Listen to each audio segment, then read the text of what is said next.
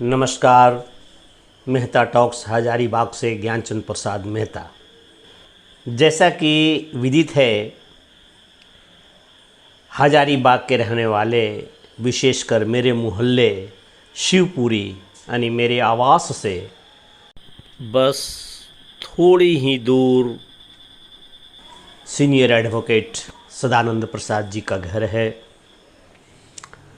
उनके ज्येष्ठ पुत्र उत्तम आनंद, जो एडिशनल डिस्ट्रिक्ट जज 8 के पद पर धनबाद में पदस्थापित हैं, पिछले बुधवार को 28 तारीख की अहले सुबह उनकी हत्या कर दी गई, जब वे सुबह के टहलने के समय जॉगिंग कर रहे थे।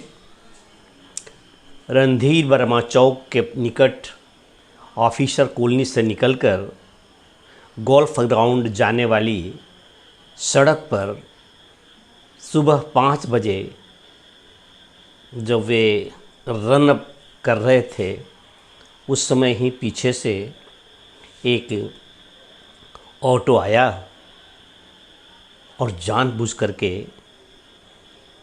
उन्हें धक्का दिया और तसल्ली बख्श धक्का था कि जिन्हें धक्का दी जा रही है वे बच न सके। तो जितने भी समाचार हैं सब आपने सुने हैं, हर प्रकार के सोर्स से, अनेक अखबारों से, अनेक चैनल से, अनेक सोशल मीडिया से। मैं भी उन सबों से ही जो प्राप्त हुआ है, जिनकी सौजन्यता से जिनके प्रति, सबके प्रति मैं आभार प्रकट करता हूँ, जिनका मैं सामग्री का उपयोग कर रहा हूँ। लेकिन मैं जो कहता हूँ वो थोड़ी से जो मेरी कुछ अपनी बातें हैं वो यह है कि यह निश्चित है कि एक बड़ी साजिश है इस हत्या के पीछे। पाथर्डी से चुराया जाता है एक ऑटो, 2:30 बजे 3 बजे के बीच में ऑटो की चोरी होती है। चूँकि 11 बजे उस ऑटो के जो चलाने वाले चालक हैं या मालिक ही कहिए, ऐसे तो उनकी पत्नी के नाम से यह निबंधित है ऑटो, परंतु वह 11 बजे अपने घर के दरवाजे पर रखा है और 3 बजे के आसपास उसने देखा कि उसके दरवाजे पर ऑटो नहीं है। तो इस ड्यूरिंग दैट पीरियड उसकी चोरी हुई। अब देखिए, मुझे लगता है कि वो धक्का मारने वाले जो 2 ड्राइवर, एक ड्राइवर है, एक साथ बैठा हुआ है, ये देखिए।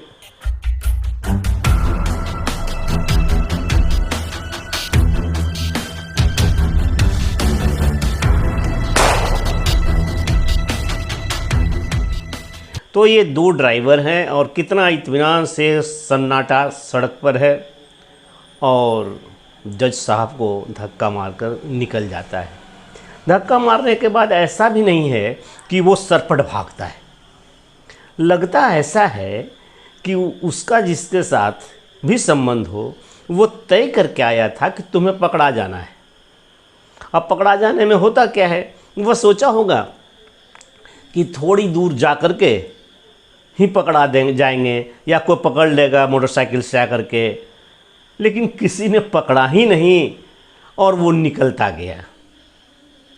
और जाकर के वह खुद गोविंदपुर, जो जीटी रोड पर है, जीटी रोड के आसपास एक पेट्रोल पंप पर गोविंदपुर थाने में, वहाँ जाकर के पेट्रोल भराता है, फ्यूल भराता है ऑटो में और अपने चेहरे को वहाँ लगा हुआ सीसीटीवी में पहचानने के योग्य दिखाता है कि उसकी पहचान हो जाए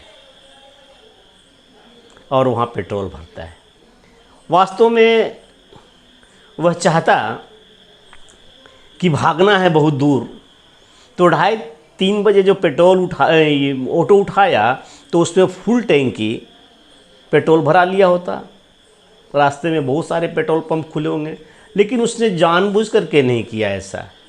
उसने धक्का मारना था, अपना काम को अंजाम देना था और थोड़े ही दूर आसपास में उन्हें पकड़ा जाना था। ये मेरी सोच है। लेकिन वो चलते रहे, निकलते गए, किसी ने पकड़ा नहीं। तो वो पेट्रोल पंप पर जाकर पेट्रोल लेने लगा, खुद को एक्सपोज करने के लिए। पेट्रोल लिया और गिरिडीह में जाकर वे पकड़े गए, वहाँ लगा दिया गया। लगा देने के बाद भी वो चाहते तो कहीं का कहीं भाग गए होते, या तो नहीं पकड़ाना होता तो थोड़ी दूर वो धक्का मारने के बाद किसी मोड़ पर जाकर इस टेम्पो को छोड़ देते और कोई फास्ट गाड़ी, हैवी गाड़ी पकड़कर कहीं भी भाग सकते थे, पलायन हो सकते थे। लेकिन तब ये जांच का विषय हो जाता। और ये तो सोचा होगा इतनी सी बात कि वहाँ पकड़ा जाना है और सीधा कह देना है कि सवेरे की बात थी, गलती से ठोकर लग गया। और गलती से ठोकर ड्राइवर से लग जाता है, उसकी सज़ा कितनी हो सकती है। जबकि यहाँ अनवांटेड ये मर्डर हो गया, कोई उद्देश्य नहीं था। इस प्रकार की थोड़ी सी सज़ा होगी और कोई पकड़ा नहीं जाएगा। लेकिन ऐसा तो वो ऐसा सोचा था, लेकिन ऐसा हुआ भी नहीं, कोई पकड़ा ही नहीं। और अब वो दोनों पकड़े गए हैं तो कहते हैं वही बात कि नहीं, वो गलती से लग गई, चूँकि शराब के नशे में था इसलिए लग गया। लेकिन उनके पास पूछने के लिए अनेक सवाल हैं। इतना सवेरे वो शराब कहाँ मिला कि नशा जवान थी? रात को पिया होगा तो सवेरे तक नशा समाप्त। और फिर दूसरे का ऑटो लेकर के तुम क्यों भागे जा रहे थे? फिर गिरिडीह क्यों गए? तो इन सब चीज़ों को देखने के बाद हम लोग तो खैर इस समाचार से ही पूरा शिवपुरी मर्माहत है। ख़ास करके सदानंद जी के साथ हमारी, उनके पिता, दिवंगत के पिता श्री सदानंद जी के साथ मेरा हमेशा का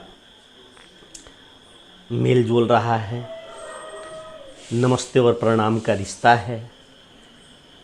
साहस नहीं होता है, हिम्मत नहीं हुआ कि उनके घर के अंदर जाकर मैं कुछ कहूँ। विशेषकर उनकी पत्नी, जो अक्सर मुलाकात होती थी, बड़े बड़े लोग आए, औपचारिकताएं उन्होंने पूरी की। मुझे कोई औपचारिकता तो पूरी करनी नहीं थी, हृदय से मैं विदीर्ण हूँ। इस कार्यक्रम के माध्यम से ऐसा समझिए कि एक श्रद्धांजलि ही दे रहा हूँ। आशा करता हूँ कि शीघ्र से शीघ्र उनके हत्यारे पकड़े जाएं, ताकि दिवंगत आत्मा की शांति हो सके, न्याय विधि व्यवस्था नियंत्रण में आए। इन्हीं कामनाओं के साथ आज अपने इस कार्यक्रम से विदा लेता हूँ। फिर भी आपसे अपेक्षा करता हूँ कि आप हमसे जो अपेक्षा करते हैं वैसी बातें आप कमेंट्स में लिखें। आज मैं क्या कहूँ कि इस वीडियो को लाइक करिए, सब्सक्राइब कीजिए, कम से कम श्रद्धांजलि और कमेंट्स तो दे ही सकते हैं। नमस्कार, धन्यवाद।